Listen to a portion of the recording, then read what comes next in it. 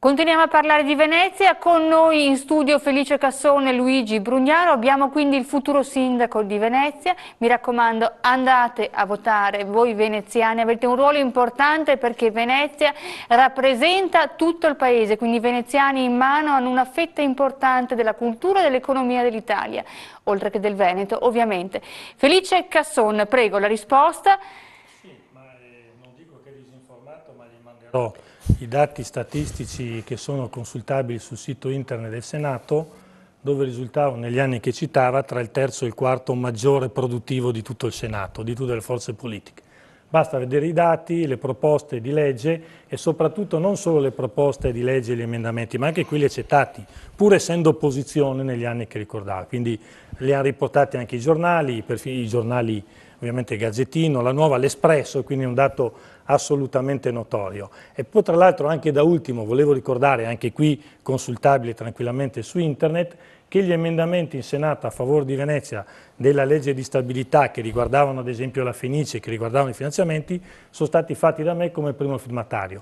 Passo passo, oltre che, vabbè, non devo certo ricordare, si vede sul sito, gli interventi che sono stati di legge speciale, di normative speciali, diritti ambientali in materia di amianto, tutela dei lavoratori, basta andare soltanto a scorrere le pagine o il sito internet del Senato. Brugnaro l'aspetta un minuto, facciamo 2 minuti in due, queste battute veloci. Sì, dico solo una cosa, che di tutta questa attività, che è comunque collegata al partito che ci ha preceduto in ogni caso, si è visto un risultato finale di un disastro economico e sociale. Io dico che adesso, se dovessi diventare sindaco io, apro tutti i libri, con la massima trasparenza, facciamo dei tavoli di consultazione, che ho già iniziato, abbiamo già preso le prime iscrizioni a tutti i nostri militanti, quelli che stanno già collaborando con noi sono già iscritti e sappiate che sono aperti a chiunque, associazioni di categoria, associazioni sportive, culturali. In questi tavoli divisi tematici ci sarà veramente una grande verifica di tutto quello che è successo e sarà pubblica su internet, avremo tutto sui muri della città. Andiamo a vedere realmente che cosa c'è in questa città e ricominciamo da capo. Voltiamo pagina perché questa roba qua è meglio, abbandoniamo la questione di prima e pensiamo al dopo. Dobbiamo combattere il partito del no, stavolta ce la possiamo fare. Posso dire che sono d'accordo? Combattiamo il partito del no e facciamo. Ecco, hai visto? Allora siamo d'accordo. Allora mi puoi votare. È fatta. Cambiamo il voto. È fatta. No, perché i centri sociali non vanno bene, Felice con te, non ho niente, però Parola alla stampa Vitucci, prego, la Nuova Venezia.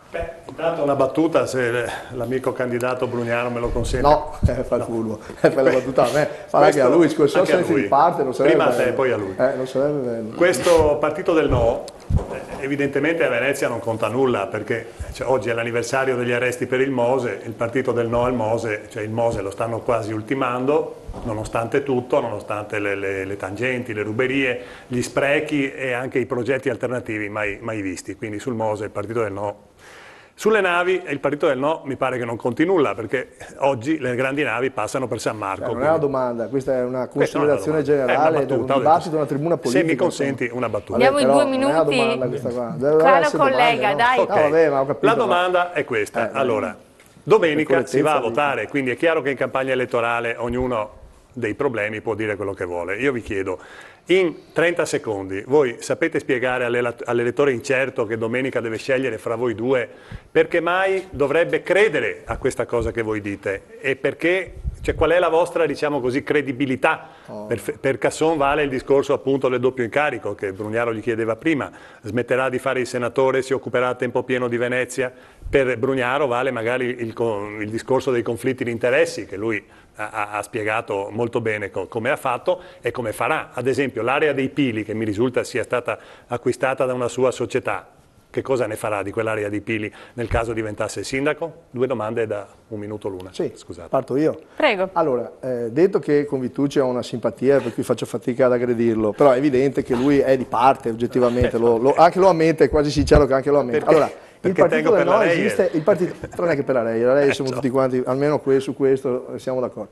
Allora, con sempre la gradevolezza e anche il modo sincero di risposta. Guarda, il partito del no esiste veramente. Il problema del Mose è che è una grande opera di ingegneria. L'opposizione al Mose, ragionamento incredibile. Cioè, questa opera di ingegneria che non ho inventato io, hanno inventato una cultura ambientalista di 30 anni fa, quando volevano fare le bocche di porto, invece che farle con le porte normali in Olanda, e detto, no, noi altri siamo speciali, no, le facciamo sotto acqua. E questi che studiano ingegneri italiani, io ero ancora bambino, e studiano dalla vita, hanno fatto sta roba. Io tifo perché funzioni. Adesso dobbiamo, la città tutti deve prendere... perché adesso funziona. no, non è vero tutti, no, non interrompermi, dimmi tutti, che fai, rappresenti anche i centri sociali. No, i centri sociali tifano invece, sono andati, lo sai che sono andati, hanno messo una paratia del Mose all'Arsenale per farlo vedere alle grandi delegazioni del mondo che devono arrivare con l'Expo. Sono andati a conquistare, come i putei da 12 anni, i poliziotti che li correvano dietro di domenica pomeriggio e si andai sopra con la scaletta, alla fine hanno tirato fuori no Mose sopra, una paratia di ferro. A 50 anni, Vitucci, cioè la cosa non ha senso. E ti finisco di più ancora. Hai detto i conflitti di interesse, io sono un imprenditore. Anni fa è stata venduta una terra, l'ha venduta il governo, io l'ho comprata all'asta. E ho detto, siccome mi sono candidato, non faccio niente lì, nulla. Dichiarato, non farò nulla, finché sarò sindaco, avrò cariche pubbliche, non farò nulla.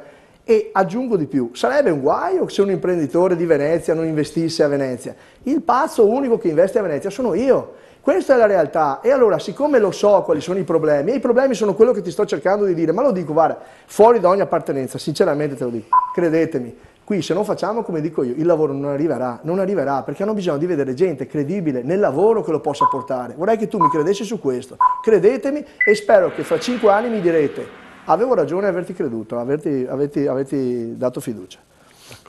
Senatore Casson. Per la parte di domanda che mi riguarda, è pacifico perché è scritto nella legge che diventando sindaco di Venezia non potrei più fare il senatore.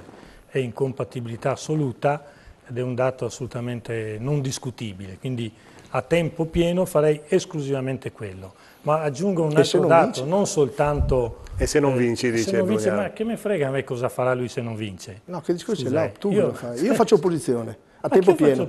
A tempo pieno, non vai in Senato. Ma, scusa, intanto fammi finire e vedrai che la risposta ti riguarda. Perché io farò il sindaco a tempo pieno, ma non solo io.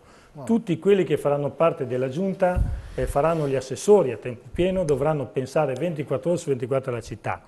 Quando non soltanto nel diritto anglosassone c'è il sistema per gli imprenditori che entrano in politica, che assumono cariche di governo, di metterle da parte, di fare quella specie di blind trust, e cioè di affidare i loro beni, la gestione economica ad altre persone autonome indipendenti nel suo interesse, però durante il mandato non fa più altro della sua economia. Ma lo faceva anche la Repubblica Serenissima, controllava seriamente i dogi, io sono assolutamente d'accordo, sia in vita sia morti, controllava i patrimoni. Allora, siccome io non ho patrimoni a controllare, non ho attività economiche, farò esclusivamente quello come faranno gli assessori. Io vorrei che la stessa cosa succedesse a qualsiasi altro cittadino possa fare il sindaco di Venezia o il sindaco di qualsiasi altra città più o meno grande d'Italia, ovviamente. Questo è. Certamente poi l'attività politica si svolge qua, si svolge a livello regionale, si svolge a livello nazionale e i contatti sono assolutamente indispensabili per una città come Venezia. Per questo ricordavo all'inizio che a me fa molto piacere di avere questo sostegno da parte del governo dichiarato che dice Venezia va salvaguardata, va tutelata, siamo accanto a questa candidatura e per questo verrà questo aiuto, ma semplicemente perché lavoriamo nell'interesse dei veneziani a tempo totalmente pieno.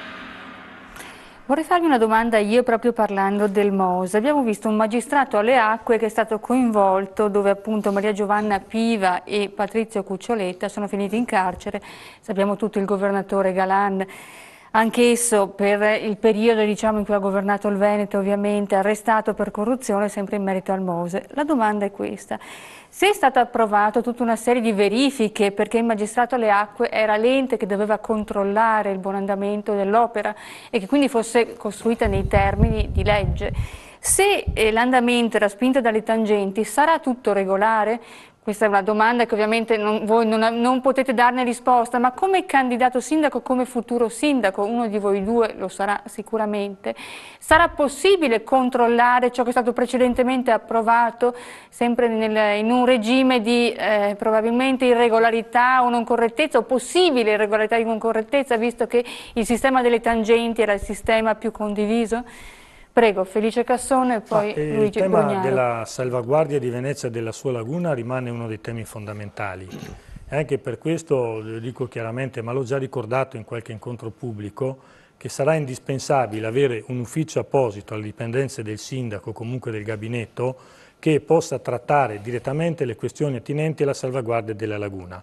Un ufficio tecnico con persone esperte, autonome, indipendenti e che verrebbero a Venezia a fare questa attività anche gratis. Guardate, ci sono queste persone che dicono hanno talmente a cuore Venezia che farebbero il controllo sulle società partecipate che in certi aspetti sono una piaga, non in tutti ma in alcuni casi sì, e su altri aspetti come quello della tutela, della salvaguardia della laguna, verrebbero a lavorare per Venezia, perché Venezia è una città, quindi ricreiamo una struttura di questo tipo che possa intervenire e decidere e anche dare indicazioni su cosa fare. È chiaro che non è competenza per motivi normativi di carattere generale e nazionale del sindaco di intervenire d'imperio su che cosa fare, perché la legge dello Stato dice che sono altre le autorità ed è altrettanto ovvio peraltro che il sindaco nella sua autorità politica, nella sua autorità morale, nella sua personalità è in grado di dare indicazioni e di pretendere anche delle risposte. Questo che dico che bisogna essere assolutamente liberi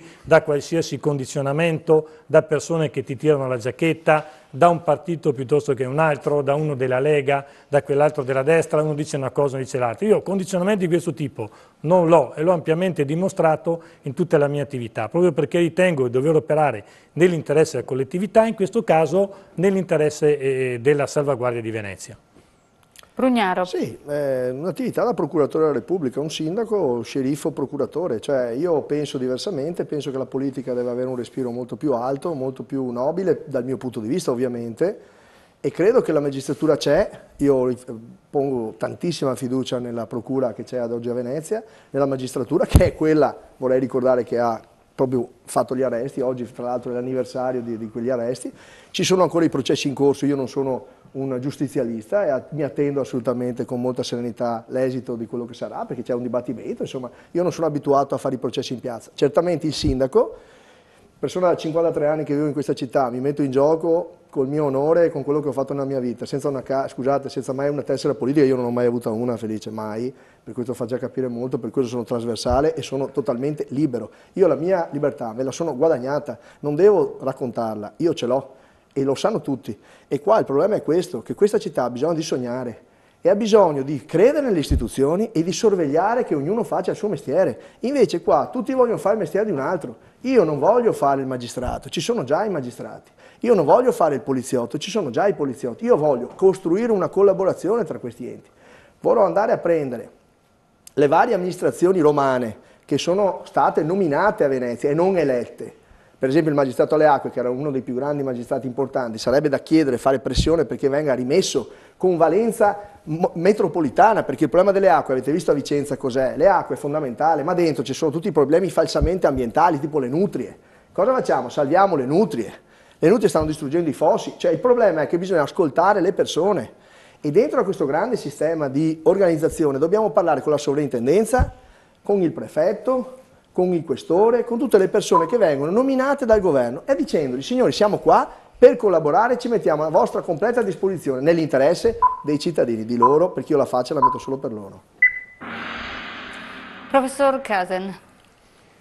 Parliamo di traffico, di collegamenti, di raccordi. Venezia, se è collegata col mare attraverso le grandi navi, però è un tipo di collegamento un po' particolare, in realtà è isolata dal resto del mondo, cioè verso la terraferma e verso l'aeroporto.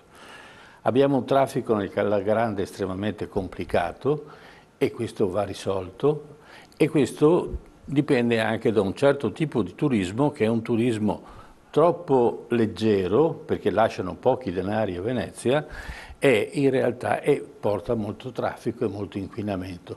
Quindi bisognerebbe riqualificare il turismo, un altro turismo che non sia solo quello delle navi, che porta sicuramente un indotto, ma Venezia non può vivere sulle navi, questa è la mia opinione.